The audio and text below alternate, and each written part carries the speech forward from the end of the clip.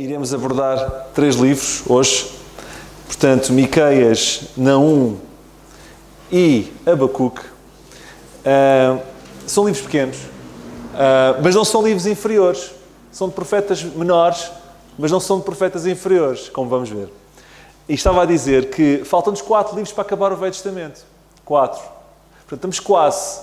Mas eu, para depois não dizerem que eu andei a voar depressa demais, eu prefiro demorar mais um bocadinho e ir com calma do que depois a rasgar isto tudo e depois ninguém apanhar nada. Não é esse o propósito. Deixem-me só abrir aqui as minhas cábulas, por favor. E podem pôr entretanto a imagem, se conseguirem, por favor. Ok, eu vou começando, enquanto vão pondo isso. Amanhã vocês poderão todos chegar ao vosso trabalho e dizer aos vossos colegas que ontem estudaram os livros de Miqueias, de Naum e Abacuque. Muitos deles ficam a olhar para vocês e achar que vocês têm um problema qualquer. Que estão a passar uma fase má. Andaste a estudar o quê? Estes livros têm nomes estranhos, é verdade. Mas o que não podemos aceitar é que estes livros com nomes estranhos têm mensagens estranhas para nós hoje. Podem ter nomes estranhos, mas a mensagem que lá está é atual, mesmo para nós, crentes da graça. Ok? Como vamos ver. Estes livros têm em comum, os 3, Judá, porque são mensagens dirigidas a Judá, ainda que em Miqueias haja ali uma Samaria pelo meio, e eu já vou explicar. Miqueias tem uma mensagem para o povo, as pessoas comuns do dia-a-dia, ok? Pelo caminho, antes disso. E o tema de Miqueias é Deus está a agir, ok? Naum fala para o povo do dia-a-dia, o povo comum, mas também para alguma nobreza, classes mais elevadas que subjugam o povo, ok? E o tema é, os ninivitas estão a sair de cena. Portanto, eu vou recapitular, Miqueias é o povo, foco, e o tema é Deus está a agir. Naum é povo e nobreza, o foco, e o tema é os ninivitas estão a sair de cena. Estão a sair embora, vão ser arrasados. E finalmente Abacuque, o foco é os sacerdotes e o tema é os babilónicos que estão a vir. Estão a perceber como está tudo ligado? Povo Miqueias, Deus está a agir, já vamos ver como. Naum, o foco é povo mais nobreza e o foco é ninivitas estão a sair de cena, vão ser arrasados. Abacuque, o foco é classe sacerdotal e o tema é... Qual é o tema que eu acabei de dizer? Babilónia está a vir. Ok? Começando em Miqueias. Neste livro, Deus está a anunciar julgamento pela punição do pecado do povo. Ainda que no fim do livro, reitere o fim glorioso que espera ao povo e o reino do Messias. E vemos no princípio punição, mas vemos no fim restauração. Por vezes nós nos questionamos se as nossas as fases mais escuras da vida têm algum propósito, ainda que saibamos que têm sempre. Eu acho impressionante, e até agora já lemos bastante, eu agora estava a contar, acho que foram 33 ou 34 livros até agora, todos acabam bem. Mesmo aqueles que rasgavam o povo ao meio, há sempre a mensagem de esperança no fim. Há ou não há? Então por que motivo nós devemos de achar que a nossa aprovação não vai produzir alguma coisa de bom no final? Se quando Deus manda uma mensagem, mesmo aquelas mais dramáticas, há sempre raios de luz pelo meio e no final termina sempre tudo mais ou menos bem. Entendem? Que isto sirva de lição para nós. Miqueias, em Miqueias nós deparamos com um contexto de inimigos que estão a explorar Judá. Sejam inimigos internos, ok? Os responsáveis da nação que subjugam Judá, como inimigos externos de nações à volta que estão a subjugar Judá. Versículo 1. Palavra do Senhor que veio a Miqueias, Morastita. Morastita é o quê? É o nome de uma... É o nome onde ele morava. Morava em Moraste. Eu não resisto. Ele morava em Moraste. Morastita. Ele morava em Moraste. E quanto a isto, é uma localidade, segundo os entendidos, a 30 km do sudoeste de Jerusalém, na zona ocupada na altura pelos filisteus. Mas eu não resisti a este trocadilho do Morastes. Versículo 2. Ouvi todos os povos, presta atenção. Ó terra, em tua plenitude, e seja o Senhor Jeová testemunha contra vós, o Senhor desde o tempo da sua santidade. Dê-me só um segundo, que é mais à frente que eu vou dizer. Sim, versículo 3. Porque eis que o Senhor sai do seu lugar e descerá, e andará sobre as alturas da terra. Versículo 4. E os montes debaixo dele se derreterão, e os vales se fenderão, como a cera diante do fogo, como as águas que se precipitam no abismo. 5. Tudo isto por causa da prevaricação de Jacó e dos pecados da casa de Israel. Qual a transgressão de Jacó? Não é Samaria. E qual os altos de Judá? Não é Jerusalém? Aqui esta passagem do 2 ao 4, recorda-me um salmo. O Salmo 97 diz isto: os montes derretem como cera na presença do Senhor, e na presença do Senhor toda a terra. E nós vemos a mesma coisa aqui a nível de terminologia. É curioso. E vemos no versículo 5 que tudo isto acontece por causa dos pecados de Jacó, de Israel, transgressão, etc. Versículo 6. Por isso farei de Samaria um montão de pedras do campo, uma terra de plantar vinhas, e farei rebolar as suas pedras no vale e descobrirei os seus fundamentos. Miqueias, apesar de estar focado em Judá, ele aqui fala de Samaria. E profetiza contra Samaria, que é o reino do norte. Sabemos que os assírios vão arrasar Samaria no ano 722 a.C. Esta não é a data que vai sair para teste, está bem? Eu falo sempre de outras três. Esta tem a ver com o reino do norte. 722 a.C. é quando os assírios invadiram e destruíram Samaria. E ele está aqui a profetizar contra isso. Isso vai acontecer. E por isso é que os estudiosos da Bíblia acham que este livro foi escrito mais ou menos em 740 a.C., 20 anos antes desta destruição do Reino do Norte. Ok? Judá será tomada 150 anos depois pelos babilónicos. Mais ou menos, depois desta altura. Ok? E o que Miqueias está aqui a fazer é, atenção agora, acordem, atenção agora. O que Miqueias está a fazer é, olhem para o exemplo do Reino do Norte, que eles vão ser arrasados, aprendam com o exemplo de Samaria, por isso é que Samaria vem à baila. Ele não fala a Samaria, ele cita Samaria para alertar os erros de Samaria e as consequências, para que Judá não caia no mesmo erro e não seja também tomada. Olhem para o que Samaria fez, que atraiu Jerusalém a fazer o mesmo, ok? E atenção, eles vão ser arrasados, não queiram o mesmo para vocês, ok? Judá e Samaria foram companheiros no pecado e vão ser companheiros no castigo. Eles foram companheiros no pecado e foram companheiros no castigo. E é curioso, quando, por exemplo, vocês ouvem aquela terminologia na notícia da noite, em que a União Europeia decide chamar Lisboa para ter uma conversa. Chamar Lisboa é o quê? É chamar o centro de poder do país. É como se estivesse a chamar Portugal. Certo? Eu não vou agora falar daqueles que acham que o Porto é que é melhor que Lisboa, não vamos por aí. Mas o que é certo é que a capital ainda é o centro decisório do país, ok? Quando Deus chama Jerusalém a sul e Samaria a norte, Ele não está só a falar às cidades, Ele está a falar aos centros de decisão de cada um dos reinos. E ao fazê-lo, está a englobar na responsabilidade todo o reino. Quando diz Samaria, tu vais ter um fim desgraçado pelos assírios, está a dizer Reino do Norte, tu vais ter um fim desgraçado, porque Samaria é a capital do Reino do Norte. E quando diz, eu tenho que explicar isto para aqueles mais desatentos, e quando diz Jerusalém, vais passar um mau bocado também se imitar Samaria, não é que Jerusalém só é o Reino do Sul, é Judá toda. Estão a ver? Porque Jerusalém é o centro decisório de Judá e Samaria é o centro decisório do Reino do Norte. Neste livro, e por isso que eu estava um bocadinho à procura, mas estava aqui mais abaixo, temos 3 convocações do povo. 3 convocações, 3 ouvis. É como se houvessem 3 mensagens diferentes. A primeira convocação é o capítulo 1 e o capítulo 2. E começa no que acabámos de ler no versículo 2. Ouvi todos os povos. E vemos a convocação. Ok? É o capítulo 1 e o capítulo 2. A segunda convocação está no capítulo 3, versículo 1. Mas disse eu, ouvi agora vós chefes de Jacó. Temos a segunda convocação. Ok? Que vai do 3 ao 5. E finalmente, no capítulo 6 e 7, temos a terceira convocação. Que está no 6, 1. Ouvi agora o que diz o Senhor, levanta-te e contente. A divisão deste livro está nos ouvis. Está nestas convocações. Temos capítulo 1 e capítulo 2, primeira convocação. Do 3 ao 5, a segunda convocação. E 6 e 7, a terceira convocação. São 3 coisas que Deus quis que o povo ouvisse. E dividiu isso em 3 secções. Ok? 1, 2, 3 a 5, 6, 7. Voltando às temáticas do livro, porque interessa mais abordar as questões práticas do livro do que estas divisões formais. Leiam comigo 2:2. Miqueias 2:2.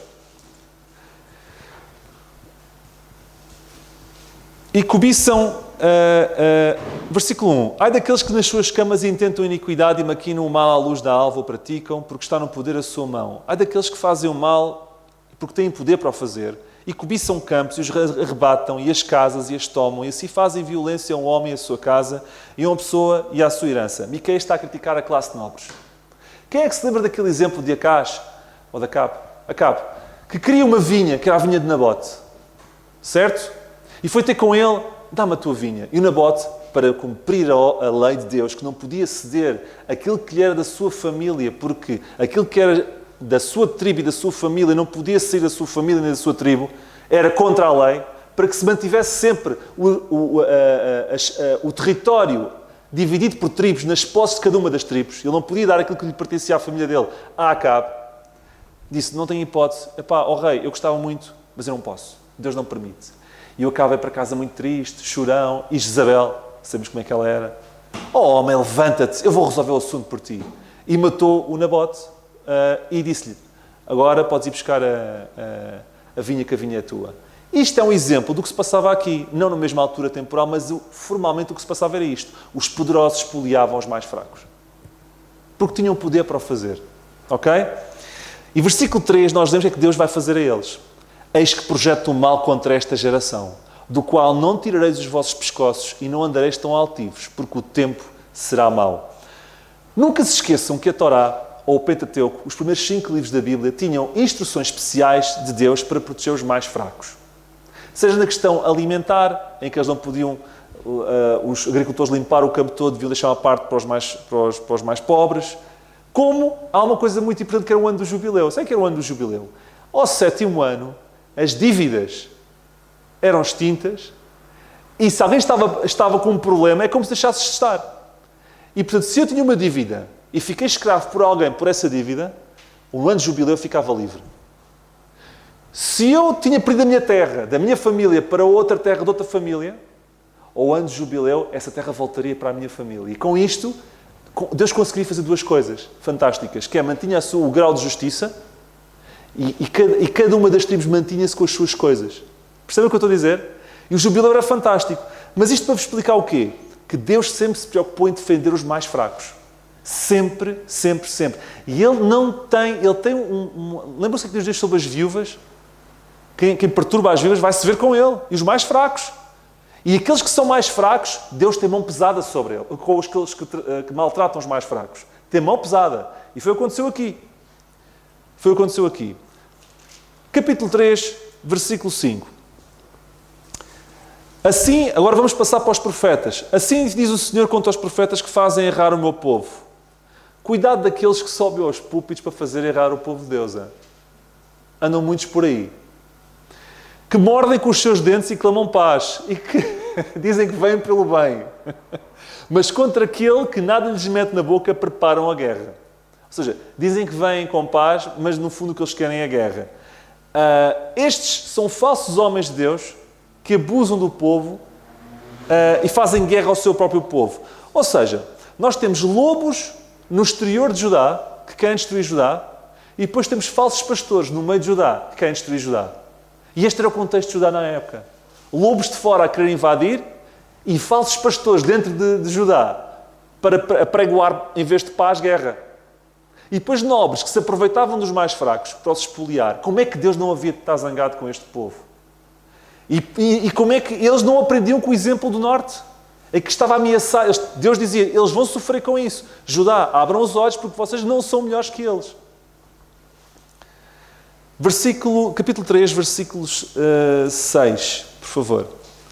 Portanto, se vos fará noite para que não haja profecia, e haverá trevas para que não haja adivinhação. Ou seja, esses sacerdotes que dependiam da profecia e da adivinhação não vão ser capazes de a fazer mais. E se porá o sol sobre estes profetas e o dia sobre eles se enegrecerá. Ou seja, Deus vai lhes dar o poder.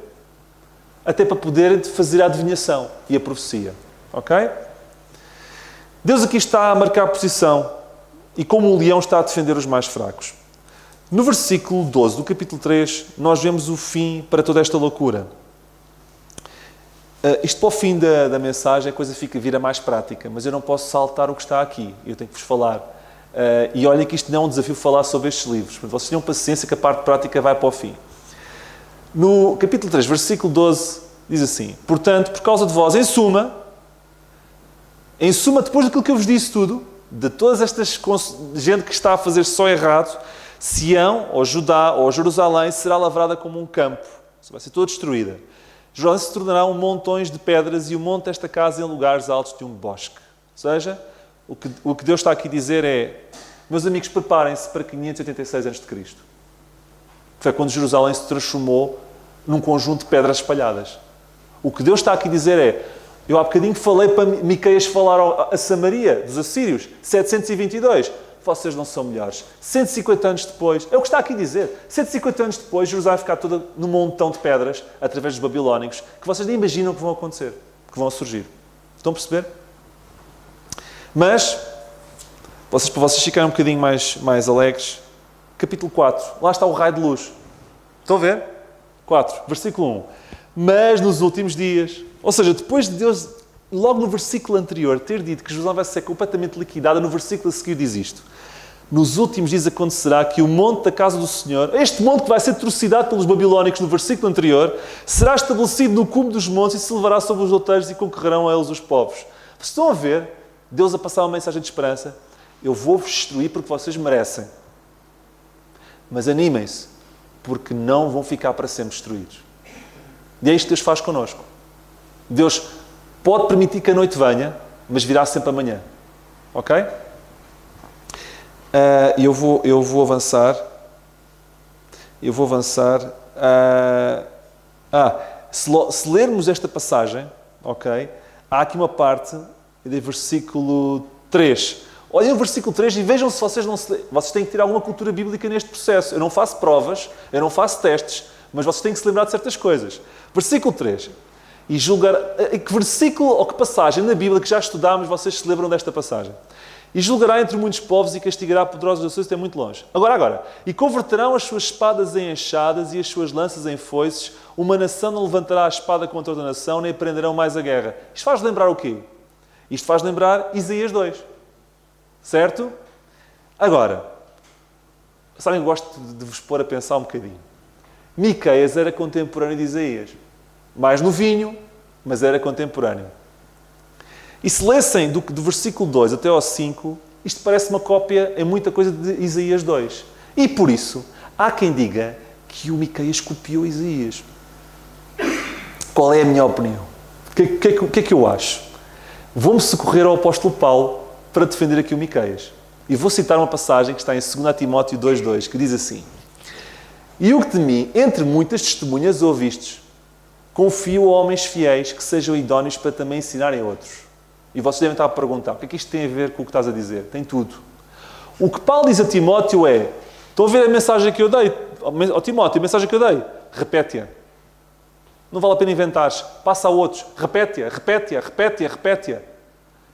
E o que eu acredito é que a mensagem de Isaías é de tal modo especial que Miqueias foi buscar essa mensagem de esperança para replicá-la aqui, porque era boa e precisava de ser repetida. Isto é o que eu acredito. O povo de Deus nunca será melhor por ouvir novidades. Há igrejas que gostam de pregar, há pregadores que gostam de pregar novidades. Epá, eu tenho que arranjar novidades. Calma, eu por acaso não, eu tenho outros problemas. Não tenho esse. Mas tem que arranjar sempre uma novidade. Calma, mas porquê que tem que ser sempre novidade? Não é por ouvir novidades que o povo de Deus será mais fiel, mas por ouvir a verdade e acreditar nela. Não é por ouvir novidades que o povo de Deus será mais fiel, mas por ouvir a verdade até acreditar nela. E o que Miqueias fez, penso eu, ainda não tenho provas, é pegar naquela mensagem de esperança que o povo bem precisava no meio deste cataclismo de profecia e dizer: eu vou pegar no que Isaías, aquele meu grande amigo mais velho, dizia, e vou também dizer porque este povo está a precisar de ouvir, e está a precisar de ouvir até acreditar que nem tudo acaba na Babilónia em 586 a.C. Eles não imaginavam quando é que ia ser. Mas percebem o que eu estou a dizer? Repetição. E por isso é que eu não tenho muito hábito de repetir mensagens, mas se calhar devia. Porque tudo o que é coisas que eu acho que devem ser repetidas, e mesmo os irmãos que falam, e mesmo vocês que têm muitas vezes recursos e livros, leiam os mesmos livros outra vez. Porquê é que temos de ser só um livro uma vez? Se o livro é bom, pode ser lido 2, 3, 4, 5, 6 vezes. Eu vou repetir. O povo de Deus não vai ser melhor por ouvir novidades, mas por ouvir a verdade repetida até crer nela. É nisto que eu acredito. Mas Deus, além de ter planos para Jerusalém, no reino, como acabámos de ver, tinha planos para outra cidade. Vejam o versículo 2 do capítulo 5. E tu, Belém, Efrata, posto que pequena entre milhares de Judá, de ti me sairá o que será Senhor em Israel, e cujas saídas são desde os tempos antigos, desde os dias da eternidade. Vocês sabem o que isto quer dizer, não sabem? Quando os, não dizia reis magos, porque isso não é verdade, mas quando os sábios vieram do Oriente e chegaram-se ao pé de Herodes e perguntaram onde é que está aquele que é nascido rei dos judeus. E o Herodes, perturbado, chama os escribas, os estudiosos da lei. E ele assim, o que é que se passa aqui? E eles, calma, Miqueias 5:2. Há uma profecia em que o Messias vai nascer em Belém, ó Herodes. A sério, é Efrata. Mas porquê que é Efrata? Porque havia 2 Beléns, em Zebulon e em Efrata. Percebem? Então, é como se dizer, por exemplo, uma localidade que existe em 2 lados. Vocês sabem. Então, há aquela do distrito X e do distrito Y. Estão a ver? Há a Belém de Zebulon e há a Belém de Efrata. Agora, só para que vocês percebam uma coisa. Belém significa, como vocês devem saber pela 10ª vez que eu já falei sobre Ruth, falo sempre nisto, assim, casa de pão. Certo? Efrata significa frutífero. É curioso que o Senhor escolheu um local, que ninguém nada por ele, mas é curiosamente uma casa de pão frutífera. Se juntarem tudo, é casa de pão frutífera. Ok? Esta profecia foi escrita 700 anos de Jesus Cristo nascer. 700 anos. E como nascer como homem. E gostava de destacar a parte final do versículo, que é uma parte que muita gente não analisa. Que diz assim, cujas saídas, esse mesmo que nascer, cujas saídas são desde os tempos antigos, desde os dias da eternidade. Isto fala-nos da pré-existência do Senhor Jesus Cristo. E para corroborar isso, eu vou vou-vos falar de uma coisa que eu tive a analisar, que poderá ser útil para vós. Existem uns estudos chamados os Targums. E os Targums o que é que são? Quando o povo é levado cativo da Babilónia, ele vai para um sítio onde falam aramaico. Certo? E eles continuam a estudar a lei, só que apreendem a língua aramaica e a seguir fazem comentários ao Velho Testamento, em aramaico. Targums. São comentários feitos por judeus ao Velho Testamento em aramaico. E o Targum de Miqueias 5:2, escrito no século I a.C., e eu fui buscá-lo. E vou-vos ler. Diz assim. Ou seja, a forma como os judeus interpretavam, eles próprios, esta passagem. E tu, ó Belém Efrata, tu que eras pequena demais para ser contada entre os milhares da casa de Judá, acho que está bem mais bem explicadinho. De ti sairá diante de mim o Messias. Os próprios judeus consideravam que aqui não era um rei qualquer, era o Messias que iria nascer. Ok? Para exercer domínio sobre Israel. Agora, atenção. Aquele cujo nome foi mencionado antes, desde os dias da criação. Eles próprios reconheciam que o Messias era igual a um ser divino. Porquê é que toda a gente fala que é Belém, que é Belém, que é Belém, e não há problemas nenhuns? Mas ninguém fala na segunda parte do versículo que Jesus Cristo é desde a eternidade. É como se já não convém falar. Mas não era óbvio? Até os judeus acreditavam nisso. Até os antigos acreditavam nisso. Porque agora os mais recentes não acreditam? Estão a perceber o que eu estou a dizer? Nós só pegamos aquilo que nos interessa. Metade do versículo é consensual, é Belém, não há problema. Agora, dizer que ele é desde a eternidade, isso aí é complicado. Aí já não vamos falar. Estão a ver a incoerência? Não só está aqui escrito, como os primeiros judeus, quando comentavam, interpretavam assim, mas nós hoje não interpretamos assim muitas vezes. Nós, quem diz nós, diz muita gente. Ok? Vamos avançar. Com isto eu aprendo o quê? E eu vou avançar mesmo, está bem? Porque o resto é muito rápido. Não é rápido e eu vou deixar um espacinho para o Abacuque, que eu quero falar um bocadinho do Abacuque, porque é muito prático.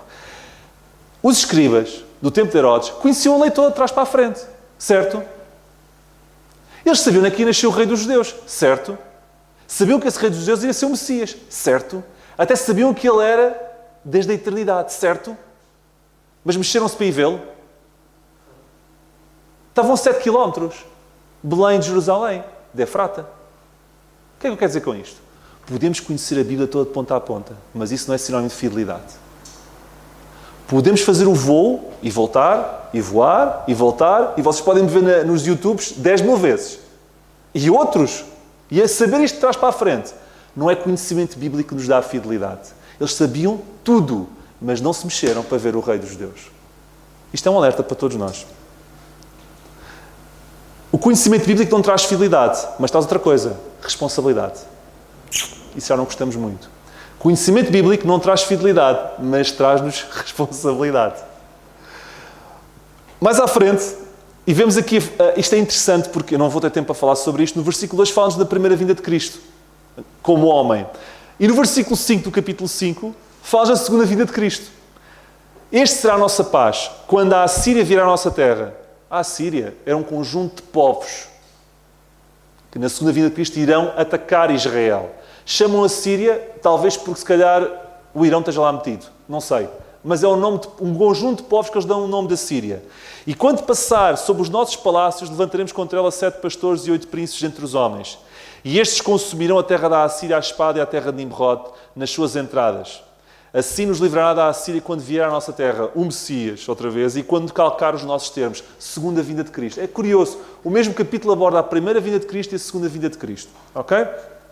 Mas desta segunda vida, ele virá para destruir os inimigos de Israel e estabelecer a paz. Capítulo 6. Deus toma a palavra para dar um discurso ao povo, ok? E pergunta ao povo em que medida Deus falhou para merecer tanto desprezo. 6:8. Ele declarou, ó homem, o que é bom e o que é que o Senhor pede de ti. Vejam este versículo. Este é daqueles versículos que nós devemos marcar nas nossas Bíblias, ou nas nossas mentes, de preferência. O que é que Deus pede ao homem? Que pratiques a justiça, 1. Que ames a beneficência, 2. E que andes humildemente para com o teu Deus. Se perguntasse a David, o que é que Deus exige hoje? Ok, podemos buscar muitos versículos, que ames a Deus acima de tudo e depois ames o próximo como a ti mesmo. Está bem, podia ser, mas pode ser este também. O que é que diz aqui? Eu vou falar a prática que isto significa. Pratiques a justiça, ames a beneficência e andes humildemente. Pratiques a justiça significa o quê? Agir corretamente. Deus quer que nós ajamos corretamente. 2, que amamos a beneficência significa que amemos em agir corretamente. Ou seja, Deus não quer só que nós façamos e cumpramos a lei, se faziam os fariseus, mas que gostemos de cumprir o que está certo. Estão a ver o que eu estou a dizer? Está a aumentar o grau. Primeiro, que façamos o que é certo. Primeiro, que façamos o que é certo de coração, porque isso é que é a beneficência, é fazer o que é certo cá dentro. Terceira, e andes humildemente para com o teu Deus. Ou seja, agindo, colocando Deus no centro e não nós. Fazer o que está certo, fazer o que está certo de coração e fazer o que está certo de coração focado em Deus. Estão a perceber? Isto é o resumo deste versículo, que pode ser o resumo de tudo o que vocês imaginarem como sendo aquilo que Deus quer.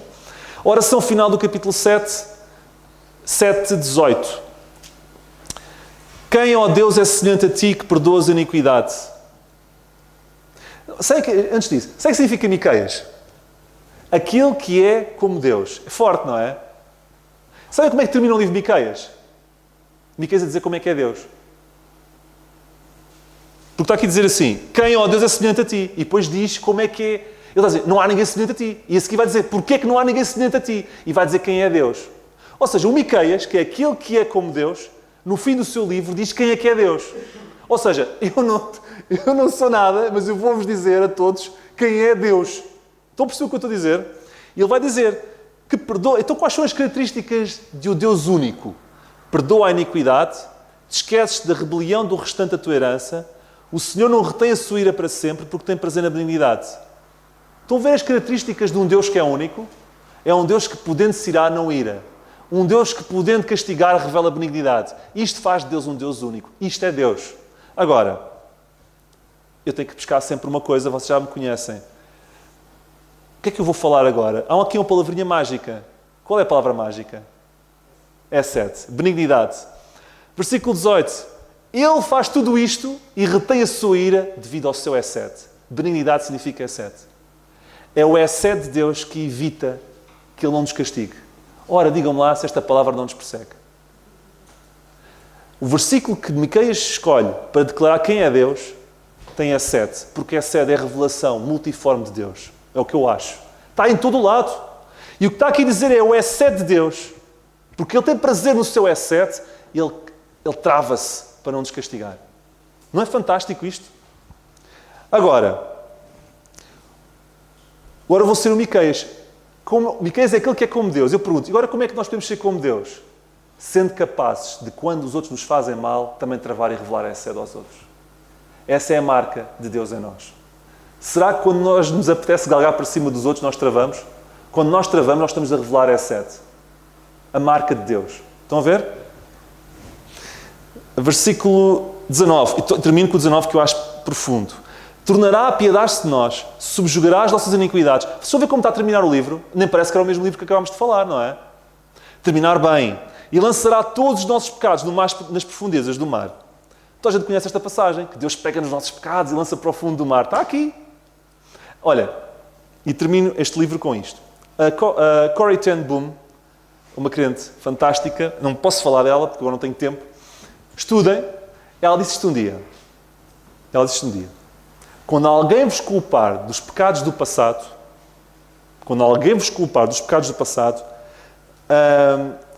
lembrem-se disto, que Deus despeja todos os nossos pecados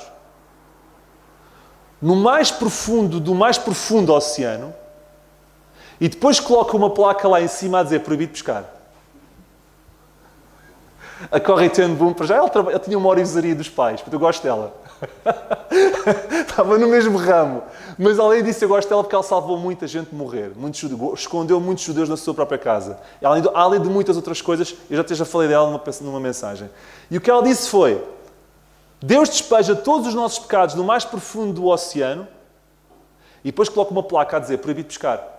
Então o desafio é, quando alguém vos lançarem em cima de vocês os vossos pecados do passado, lembrem-se da Corrie ten Boom e digam assim: estás em território de pesca proibida, não podes ir pescar isso contra mim. E ao contrário também, quando nos apetecer lançar pecados dos outros na cara de outros, lembremos que a gente está em território de pesca proibido, não podemos ir pescar aquilo. Ok? Não sei se dá jeito, se calhar não dá jeito nenhum. Eu achei que dava jeito, por isso é que eu vos disse. Passamos a Naum, que são 3 capítulos muito simples. O livro de Naum, e agora vamos brincar um bocadinho, é o livro que tem a mensagem que Jonas sempre sonhou dar. Jonas queria ver os ninivitas destruídos. Deus deu essa oportunidade a Naum, não a Jonas. Aquilo que Jonas queria ter a mensagem de Naum é que os ninivitas iam mesmo ser destruídos. Mas não, Jonas sempre sabia que Deus era misericordioso ao ponto de os salvar. Então, Naum, no fundo, é a mensagem de destruição total de Nínive. Ok? 150 anos depois de Jonas, aparece a mensagem que sempre Jonas quis pregar, mas que foi Naum que teve que a pregar. Capítulo 1, versículo 1, peso de Nínive, livre da visão de Naum, o Elcosita. Isto vai ser muito rápido agora. Elcosita, de Elcosh. Onde é que é Elcosh? 3 opções. Existe uma opção de Elcosh no norte de Nínive, até onde existe aparentemente um túmulo de Naum. Ok? Não sei se é ou se não é, mas lá eles consideram, tal como em Nínive existe o túmulo de Jonas, que também não sei se não é, que o Daesh destruiu. Vocês podem se informar sobre isso. Não sei se foi. Eu tenho outra teoria. Eu gosto de vos fazer pensar. Já vou dizer a minha teoria no final. Segunda opção. Existe uma outra localidade muito antiga, Elcosh, em Judá. O que faz mais sentido, porque ele era de Judá. Ou, esta é uma terceira opção diferente, que eu não sei se aconteceu ou não, mas é para vos fazer pensar. Lembram-se da cidade de Cafarnaum? Onde o Senhor Jesus tinha o seu quartel-general durante 3 anos e meio? Lembram-se ou não? Sim. Sabe o que significa Cafarnaum? Cafar, cidade de Naum. Naum. Será que ele era o Elcosh e depois de Naum passou a chamar-se Cafar Naum, porque era a cidade de Naum? Não sei. Mas vocês pensarem sobre o assunto. Está bem? Não vou dizer aqui que Cafarnaum é Elcosh, mas que poderá ser. Cidade de Naum, talvez possa ter sido. Este livro começa descrevendo o caráter de Deus. O Senhor é um Deus zeloso e que toma vingança, etc, etc, etc. Ok? Deus é tudo o que diz no versículo 1, ok? Mas eu quero dizer que Ele não se ira facilmente. Versículo 3. O Senhor é tardio em irar-se, mas grande em força, e ao culpado não tem por inocente. O Senhor tem o seu caminho na tormenta e na tempestade, e as nuvens são o pó dos seus pés. Só que parênteses, não era para falar sobre isto. Muitos de nós dizem assim, Deus, eu quero andar perto de Ti. Ok. Sabe qual é o caminho de Deus? É nas tempestades. Então agarrem-se. Então, é o que está aqui a dizer. O seu caminho é na tormenta e na tempestade. Como é que eu posso andar perto de Deus se não for este caminho? Pá, desculpem, não sei. Podem orar assim, Deus, eu sei que o teu caminho é ali, mas mantém-me assim um bocadinho mais afastado que uma corda da empresa. Não sei. Sejam criativos quando falarem com Deus. Mas é assim, se o caminho de Deus é na tormenta e na tempestade, e se queremos andar com Ele, então estamos a pedir tempestade e tormenta. É ou não é verdade? Eu acho. Mas tenham calma. Há coisas boas no meio disto, está bem? Estou com um ar muito passivo e muito sério a olhar para mim. Não fiquem atemorizados. Muitos acham Deus passivo. Infelizmente confundem passividade com longanimidade. Porque o facto de se tardio em irar não quer dizer que ele seja passivo. Ele tem a sede que o trava antes de descarregar sobre nós. Como já lemos em Miqueias. Ok? Versículo 7. O Senhor é bom, uma fortaleza no dia da angústia.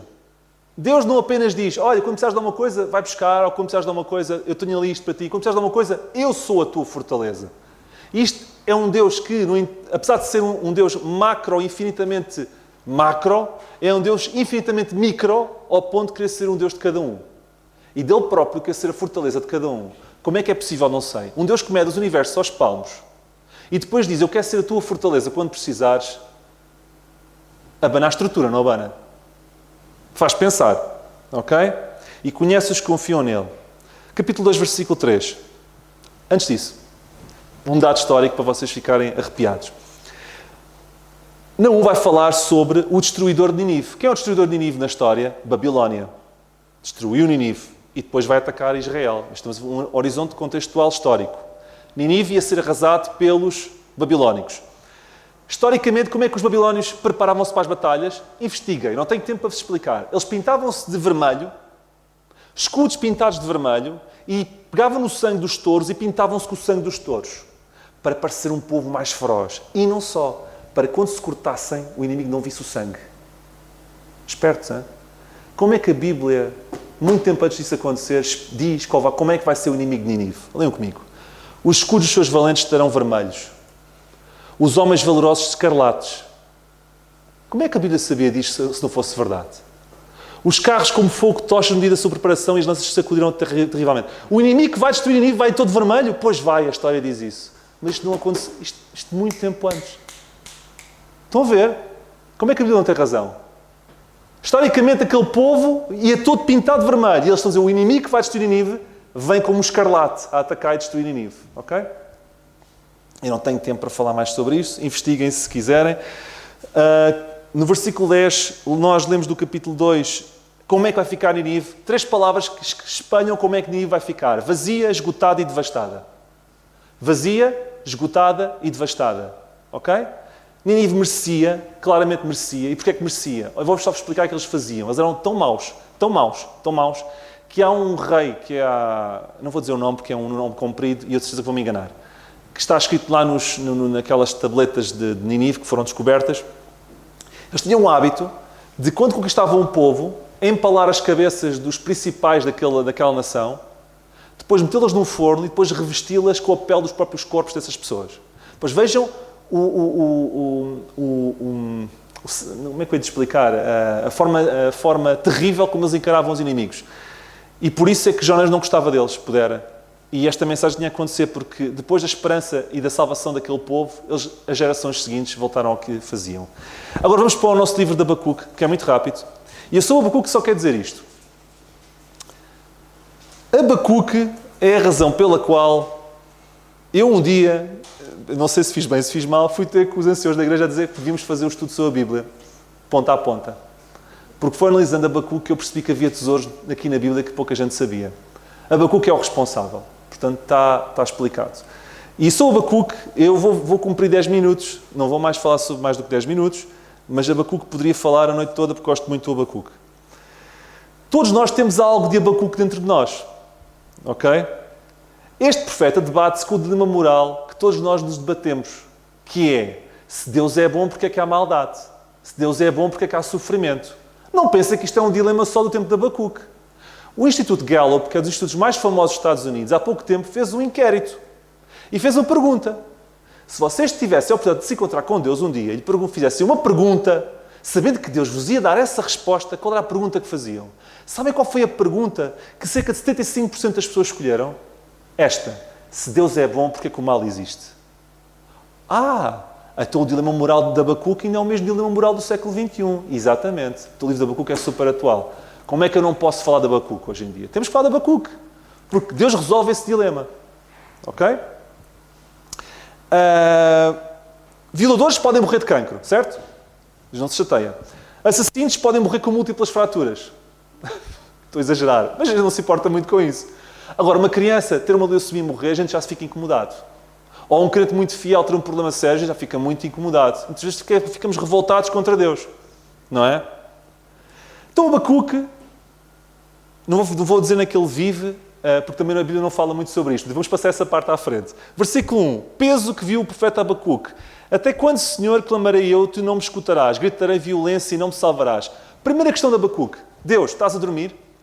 O povo anda nas lonas, só faz asneiras e tu não ages.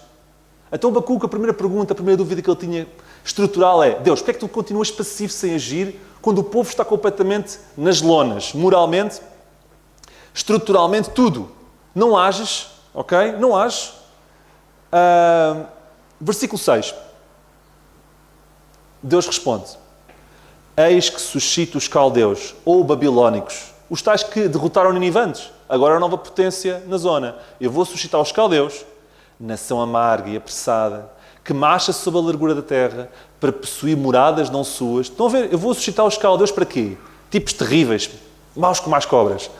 Horrível e terrível é. Dela mesma sairá o seu juízo e a sua grandeza. Os seus cavalos são mais ligeiros que os leopardos, etc. Eu vou suscitar estes tipos para castigar Judá? Então surge a segunda pergunta de Abacuque, que está no versículo 13. Deus, tu és tão puro de olhos que não podes ver o mal. Se tu és tão puro e que não podes ver o mal, e a vexação não podes contemplar, porque pois olhas para os que procedem alavosamente e te calas quando o ímpio devora aquele que é mais justo do que ele. Por outras palavras, se tu és um Deus tão santo, tão justo, tão perfeito, porquê é que tu vais pegar naqueles que ainda são piores que nós para nos castigarem? Afinal de contas, primeiro, eu não devia fazer nada. E tu disseste que ias fazer alguma coisa. Quando eu vejo o que tu vais fazer, eu não compreendo. Porque não me parece justo. Porque vais pegar naqueles que são piores do que nós para nos castigares. Então o Abacuque passava de dilema moral para dilema moral. Estão a ver? O que o Abacuque faz a seguir é um modelo que devemos fazer todos quando vivemos dilemas em que não percebemos Deus. Atenção, para tudo. Vamos ver o que é que o Abacuque fez. 2:1. No meio desta indefinição, no meio desta incapacidade de compreender a lógica de Deus, Abacuque diz: sobre a minha guarda estarei. Eu vou ficar quieto no meu posto e sobre a minha grandeza, sobre a fortaleza me apresentarei e vigiarei para ver o que fala comigo. O que é que o Abacuque faz? Aquieta-se, acalma-se e vigia até que Deus lhe fale. Melhor conselho, a Bíblia dá, é impossível. O que ele está a dizer é, quando nós estivermos numa circunstância que achamos que não faz sentido, ou que Deus não está a ser justo, ou que tudo parece errado, ou que Deus parece estar a fazer tudo ao contrário, em vez de criticarmos Deus porque os pensamentos de Deus não são os nossos pensamentos, fiquemos quietos, oremos até que Deus nos responda. E quando Abacuque faz isto, Deus responde. Versículo 2. Então o Senhor me respondeu. Ele responde quando nós agimos assim. E diz assim: escreve a visão e torna-a bem legível sob tábuas, para que a possa ler o corrente passa. Só aqui um parênteses engraçado. Temos aqui os primeiros outdoors. Escreve isto em tábuas grandes e de forma grande, para que aquele que estiver a passar de correr, quase que não consiga deixar de ver. Os primeiros outdoors da Bíblia estão aqui, em Abacuque 2:2, em que a visão é para ser escrita em outdoors, para qualquer pessoa que corra possa ver. Mas concentrem-se outra vez onde eu estava a dizer. O Senhor responde: o que eu vou dizer, fala bem alto, é o que quero dizer. Porque a visão é ainda para o tempo determinado, e até o fim falará, e não mentirá, e se tardar, espera-o, porque certamente virá, e não tardará. O que é que está aqui a dizer? Versículo 4. E eis que a sua alma se incha, não é reta nele, mas o justo pela sua fé viverá. Eu vou-te compor os versículos 3 e 4 de uma forma muito simples. O que Deus está a dizer a Abacuque é: espera, O que tem para suceder virá no tempo certo, que é o que diz aqui, não tardará, espera-o, porque certamente virá. O que vai acontecer que tu não sabes, eu não me vou atrasar, vai vir quando eu achar que deve vir, ponto número 1. Segundo, não te armes em esperto, quer dizer, não sejas orgulhoso, a querer conjecturar como é que eu vou fazer as coisas, porque tu não sabes, ser humilde. É isto que está aqui a dizer. O que diz aqui é, não duvides que eu vou agir na altura certa, e vai vir na altura certa, e não tens de fazer planos na tua cabeça como é que eu vou agir, porque tu não sabes. Isso é ser orgulhoso. O justo viverá pela fé. Nós não vemos, esta passagem é muito conhecida. Abacuque não é citado no Novo Testamento. Não. Mas este versículo é 3 vezes. Coríntios, Gálatas e Hebreus, acho eu. E é sempre associado à salvação. Mas a fé também é precisa para o dia-a-dia. Como é que há crentes que acham que só precisam da fé para se salvarem? Como é que vivem depois? Porque esta passagem originalmente foi escrita para enfrentar o dia-a-dia quando não percebemos o que se passa. O justo viverá pela fé tem mais a ver com as lutas do dia-a-dia, em que temos que os enfrentar crendo em Deus mesmo quando não vemos nada, do que até mais do que a salvação. E Paulo, e bem, inspirado por Deus, pega nisto e atribui para a salvação. Em que o justo é salvo pela fé. Mas calma, quando foi escrita, não foi para isso. Foi para mostrar que nós hoje precisamos da fé para enfrentar os dilemas que não compreendemos. Para esperar quando não sabemos. Para aguentar o tempo de Deus. E para aguentarmos a nós próprios de não fazermos planos e armarmos em orgulhosos e aceitarmos com humildade o que Deus tem para nós. E isso é viver pela fé. Estão a entender? E Paulo pega nisto e apropria-se para outra coisa. Estão a ver que eu gosto do Abacuque? É bom. Abacuque, perante esta resposta, deixou de fazer esquemas. Então ele faz um cântico no capítulo 3. O capítulo 3 é um cântico. Como é que eu sei? Porque no final diz, para cantor mor sobre os instrumentos de música. A pergunta que eu faço é, a situação mudou? Não. Ele mudou. Então ele foi capaz de, primeiro, perguntas atrás de perguntas, não percebo, Deus não percebe, tu és mau, Deus, eu não percebo o que estás a fazer, Deus. Ok, vou-me aquietar e vou vigiar. E vou confiar em ti. E Deus fala-lhe e diz-lhe, o que vai chegar no tempo certo. Não tens de fazer planos, confia em mim. E ele aquieta-se. E no capítulo 3 faz um hino espetacular. A situação dele não mudou, mas ele me tinha mudado. E qual é o hino dele? Ele, no princípio, eu não tenho tempo, fala de quem Deus é, o que Deus fez.